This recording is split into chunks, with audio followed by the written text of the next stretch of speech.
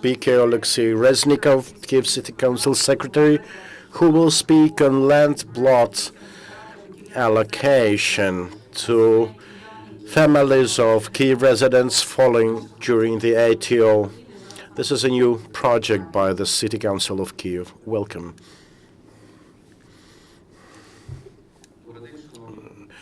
Good afternoon, dear journalists and everyone interested in that. I'd like to report you that we had a council session today chaired by Vitaly Klitschko with the involvement of head of the land department of the city council.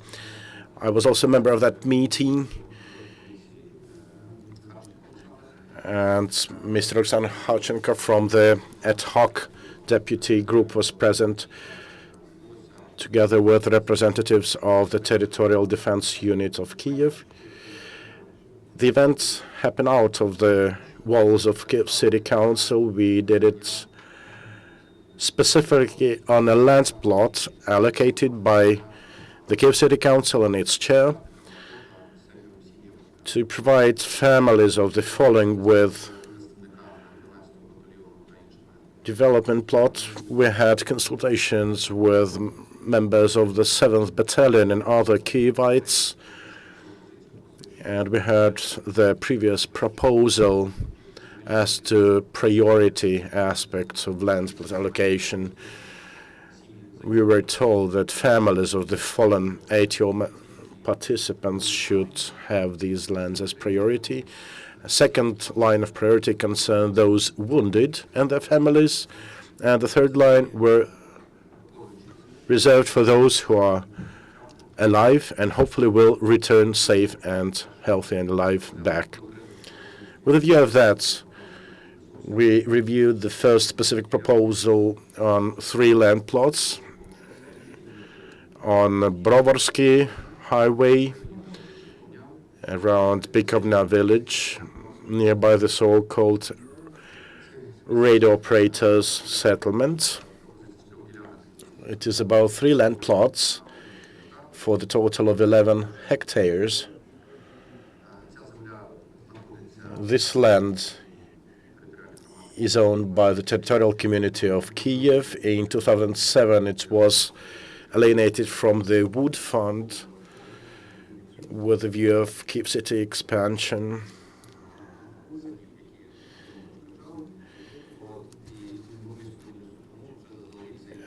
Because of that, it was already for quite some time that this piece of land was slated for development, and based on proposal of the Kyiv City Department for Land Resources, we had positive solution with regard to these land plots, which are quite convenient, and we won't be ashamed to present them to those who definitely need it. Also, parallel to that, a resolution by Kyiv City Head will be published today to establish a special commission which will deal specifically with issues like land plot allocation and resolution of other matters of development of these plots.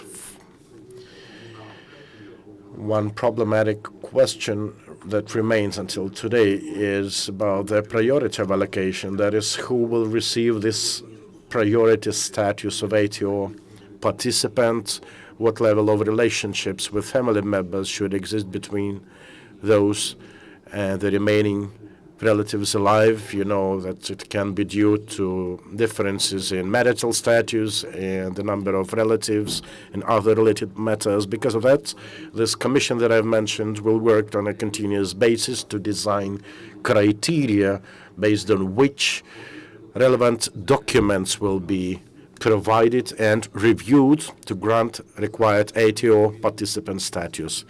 The Commission will feature representatives of the Executive Authority of Kyiv, Kyiv MPs, also representatives of local community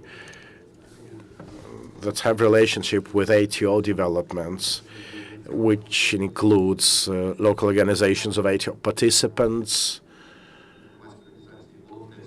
volunteer civic organizations dealing with providing immediate support to ATO servicemen, and representatives of the Ministry of Defense and Ministry of Internal Affairs in charge of relevant units and battalions protecting our freedom in the ATO area. I do hope that this commission will start its deliberations pretty soon and will meet on a regular daily basis to provide really timely and speedy decisions as to how ATO participants and their families should proceed, what document they will require, where can they get these documents, and how this queue for land will proceed. Because surely it won't be possible to find land plots for just everyone in a second, and we need to be realists in that. Again, the law provides for up to 10 acres of land to be allocated for a single person. There are also some real proposals as to ways of using these land plots. That is, rather than doling out smaller plots, it might be also possible to create kind of cooperative societies, and it might be possible on this condition to join these plots for bigger development projects, and for the case those willing to do so will have to decide to their joint decision as to how to use this land, maybe for a cottage settlement or some several-story high buildings, apartment blocks, to have more space for Kyivites participating in the ATO and their family members. This is why I can just tell you that I'm glad to see things moving already, and we will have all the support from the Kyiv City Chair to select proper land plots with proper accessways. Unfortunately, previous land plot allocation proposals suggested by the municipal councils were found inadequate because of certain land conditions and other considerations that made these land plots not suitable. These observations were taken into account by the Kyiv City Chair, and now we have much better proposals at stake. And I do hope that we will be able to work permanently on a regular basis on the issue of finding suitable land to our Kyivites who currently fight in the ATO. This is the key news for today. In terms of procedure, we had a sitting of the Kyiv Land Commission at which local MPs voted unilaterally for the allocation of such lands.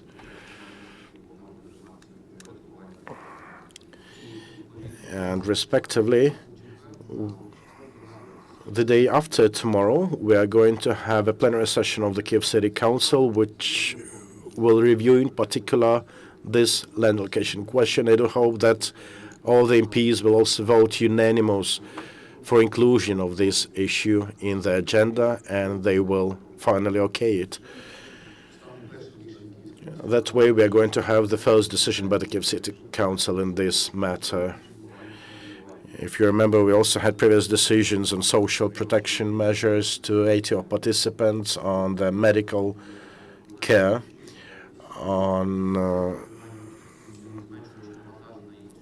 utility and housing payments, benefits to ATO participant families as a way of response, grateful response from those who still live in Kyiv peacefully to those who have led the city to fight for the ATO. And then I will be ready to inform you more after the session takes place on Thursday. Okay, but when they will be able to get this physical access to their plots, I'm not ready to give you exact date to date, because several plots have been allocated. We are still to decide whom will receive that. We say may have 100 families pretending, willing to get the plan. And the Commission will sit to decide who will be the first and what open and transparent rules will be used to identify who will be the first to get the land. Then we will come up with names and we will gather them together to finally settle the question how they will want to use this land plots for their private development or as a cooperative land development. Because I see that our priority task is really to provide them with this possibility as a show of our gratitude. I can only tell you that I do hope it will be a speedy procedure, which will not take long. And it is my understanding that within 1 month the Commission should be able to come up with lists of such beneficiaries. Do you have information about the total area of this land fund, if you want, that the Kyiv City Council is ready to slate for that? Well, first of all, you should understand that there is not much land in Kyiv, in the capital, and you might understand this. And realistically speaking, I cannot give you the exact number. The most horrible figure to be expected is the number of fallen Kyivites. According to some information, we have about 4,500 Kyivites fighting there. Other information says about 6,000 or even 8,000.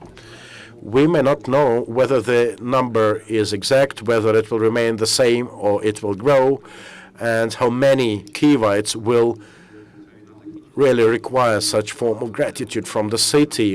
I'm not sure about that, given again the shortage of land. But anyway, we have contacts with Oblast administration to discuss possibilities of land allocation also to residents of Kyiv Oblast. They also have their volunteer battalions on their side. So maybe we will come up with some joint projects by joining our efforts with Oblast level possibilities. Maybe Kyiv will deal with accessways, transportation routes, and social protection, and the Oblast Council will do its part by finding land plots or residential areas to be offered to ATO participants. Could you specify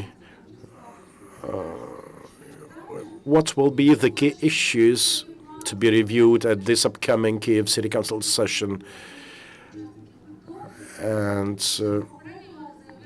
actually, during the previous government, we heard of some 150 hectares of relatively free land available for development. Maybe you have some dated information. You know, rather than borrowing information from old previous sources, I think that we will have to check with the land management department and their information to see what do we have in reality and how much land they have. I would not manipulate the numbers, given these are unconfirmed, and I think that the land management department will use the cadasters, maps, etc., to give more specific numbers. And also, mind you that not every free land may be easily transferred to our heroes, because there are also land, city, urban development prospects. We may find some land plot that will end up under new city development in a matter of years. Some communications or utility lines may be there, and surely it won't be possible to provide this type of land for individual development, for private development. So this is not for every free piece of land to be considered. This is why I'm telling you that we're looking for ways to cooperate with Oblast administration. What about the upcoming city council sessions? What will be the key issues? Well, beside the question already mentioned, we will speak about some other things of interest. We will not forget about Elita Center scheme that really depraved some people from the expected apartments. We will think of how to provide them with residential blocks. We will also deliberate on the renaming of certain streets in the city. The relevant street renaming commission has already elaborated some proposals regarding that, and we are going to gradually eliminate certain names of streets that closely relate to totalitarian regime, like the Frunze Street will not be the one. The Chervonoarmiyska Red Army Street will be changed.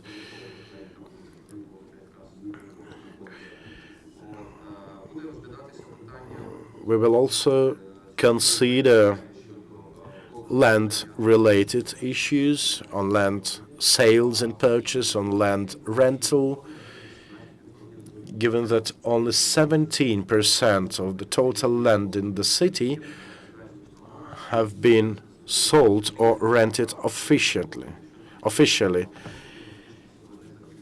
That is, there are no legal documents to support land ownership in the most of cases, and we need to really deal with it. Besides, we will have such issues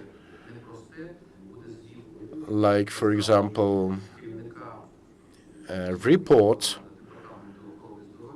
of the City Health Protection Department on situation with support and provision of city hospitals and medical institutions.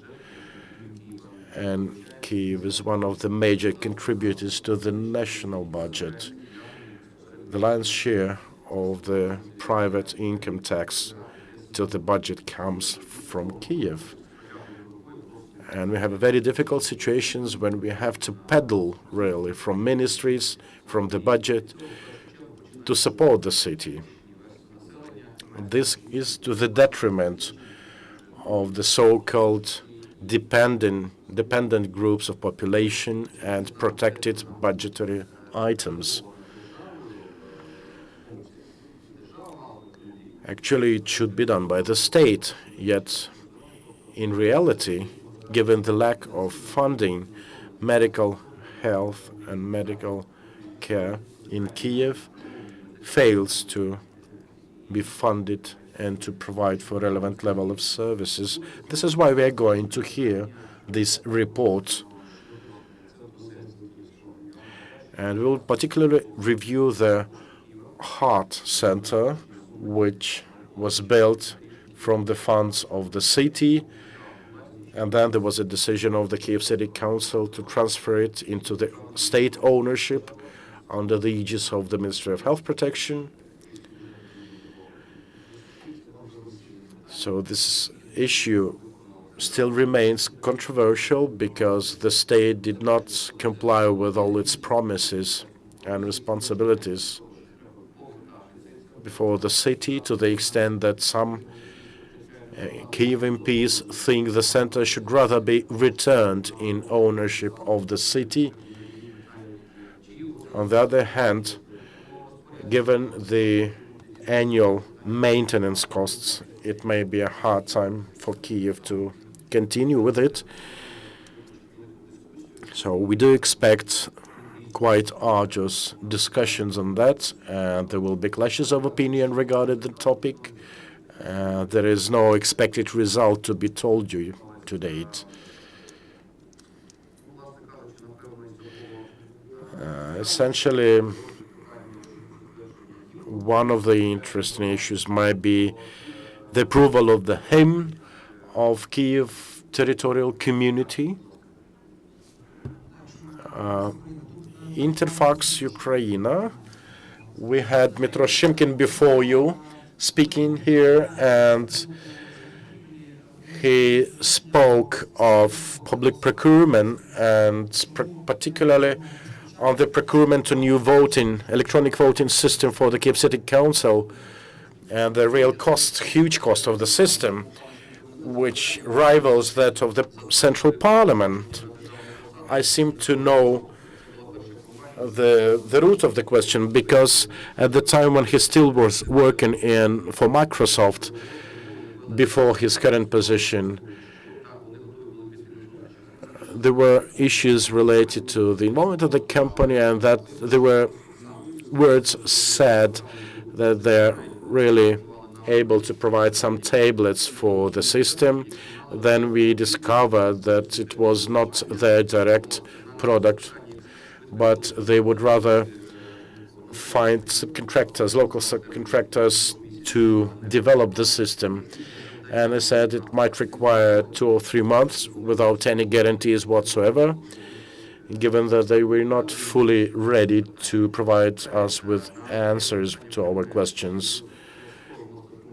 And I had a direct question to them as to how quick can you go through with your certification in the State Center for Electronic Certification, because without that we won't be able to introduce the system. We're not given any specific answer. We were told that after the system is installed, it might take up to 3 months to get proper certification, which makes a total of 6 months. And actually, we started with rather smaller amount of about $29,000, which eventually grew to 800,000 plus some annual maintenance costs. And finally, our experts told us that though fancy the idea of using Wi-Fi based tablets, the system is hardly feasible, because you can have really Wi-Fi jammers of Chinese produce, which are very cheap and which may effectively impede with operation capacity of the systems. This is why we reconsidered our idea. Why we decided to procure from one supplier, because we speak about the company that has already provided similar systems to the Verkhovna Rada, to other local parliaments throughout Ukraine. This is the only company that has its own developed software, and they have proper certification. That way, we really reached kind of compromise, given what happened to our previous voting system after the time when we had visitors to the council. We had some servers stolen, some equipment stolen, and network wiring was disrupted. So actually the system was non-operational effectively. And now the supplier is already installing new server, new fiber optic cabling to make the system comply with Rada 4 software, the most updated version we have in the country, also to get rid of this obsolete status of the previous system. Speaking of maintenance cost, we pay 7.3 million to have the system operational at this moment. And this money serve to have a new server, new voting stations. We have 2 bigger screens which will be installed outside the building to provide the public with possibilities of checking how the plenary sessions of the City Council go. We have closed-circuit CCTV system installed. And if we will be able to finance the second portion of it next year, we will change the remaining stations inside the City Hall. So as of today, this updated system, Rada 4, will cost us $800,000, payable in 2 tranches. So in terms of reliability, certification, and safety requirements, we see that this is the only capable supplier that we have. By the way, we had negotiations not just with Microsoft, but also with 4 other companies. We got their proposals, their bids. And speaking of Microsoft, I had, I think, 4 meetings with their representatives. We had correspondence with them. And after Mr. Shimkiv left for his current position, I informed that effectively you lost the competition, the call for proposals. Well, we had the information that the system costs $12.9 million, and this is more expensive than the system they have in the Central Parliament. Well, the Parliament is about to introduce Rada 4 software, which will cost them about 90 million hryvnias. That is, the information you have is a bit not entirely correct. Am I right to understand that you refuse the ideas of having proper residential development for those wounded persons with proper access ways to disabled persons? That is, rather than offering them ready-made residential blocks, you offer them empty, bare plots of land. That is, you create a kind of Pandora box, and it will surely be ridden with scandals as to who is the real ATO participant, who is not. Probably there will be many guys pretending to pose themselves as ATO participant. Actually, I don't understand the aggressive tone of your question, because I think that the very next day you allocate these land plots, they will appear on the black market, resold or re-rented.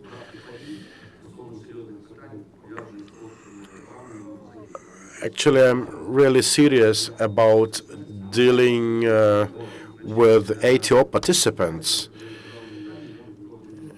And if you want to offer me a bet that this will happen, I'm not going to take this bet.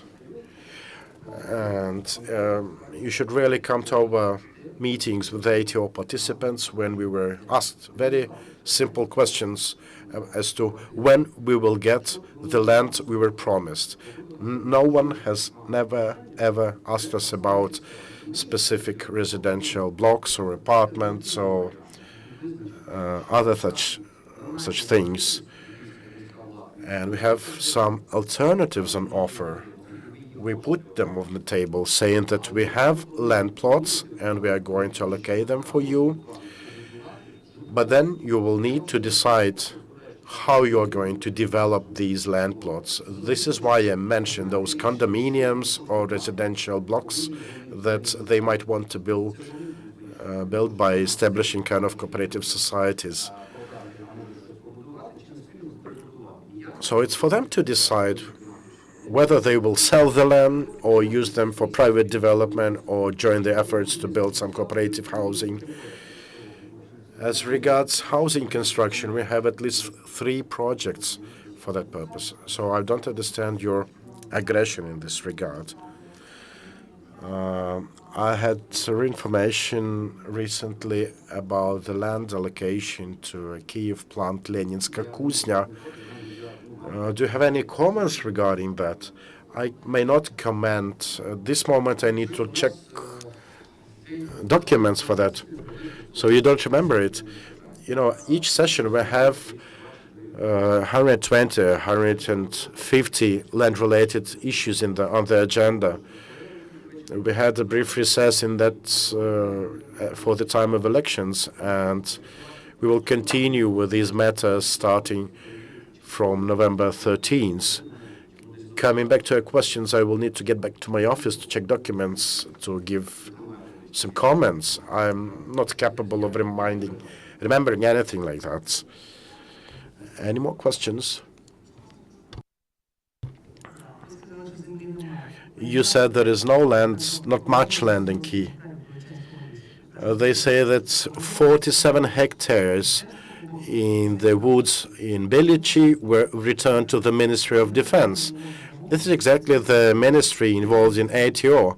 Why won't you connect to the ministry to resolve the land management issue? Again, if we check the urban development plan, the current one, you will see many land plots available, and people are ready to show them if you want. Okay, these are actually two questions. Speaking of the hectares in the woods of Belichi, this is a natural reserve. It is about green lungs of Kyiv, and this is not to be allocated as land plots for developments.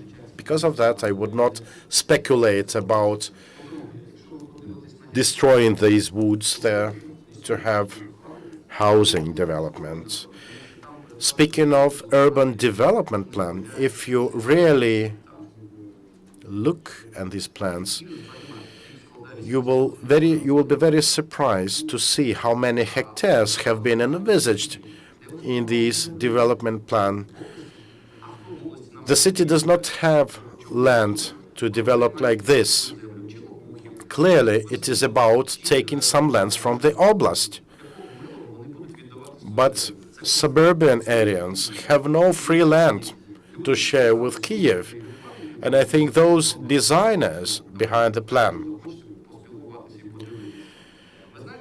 I think they had really little idea about how to practically implement the figures they try to imagine. Speaking of the strength of population, there were figures in the plan that by 2020 there will be about 2.4 million of Kyiv residents, while already this year we have about 3.2 million. And there is a problem with margins of the cities coming close to the margins of the oblast, and we need to reconcile these positions. Do you know that we have margins of the city still unclear? And to make these margins specific and concrete, we need to come to terms with our oblast neighbors, and then we'll need to come to the parliament to endorse city limits. For that purpose, we will need to address every village suburban council around Kyiv to come to terms on that. And this is very important. If we need to build a new water intake for water supply facilities of Kyiv, this will surely be built outside Kyiv, and we'll need to go to relevant city or village or settlement council to agree on that. And then we'll have to agree as to how this water intake will work. Or take the waste dump site number 5 that we should have closed by all ecological, environmental considerations and standards, because this dump site is close to really catastrophic conditions, and it is also located outside Kyiv. We need to agree on that. Or take waste incineration plants. Again, they go outside the city limits, and we need to reconcile these issues with our neighbors rather than going to such conflicting tension that you offer. Thank you. We'll wait you with new updates about your outcomes.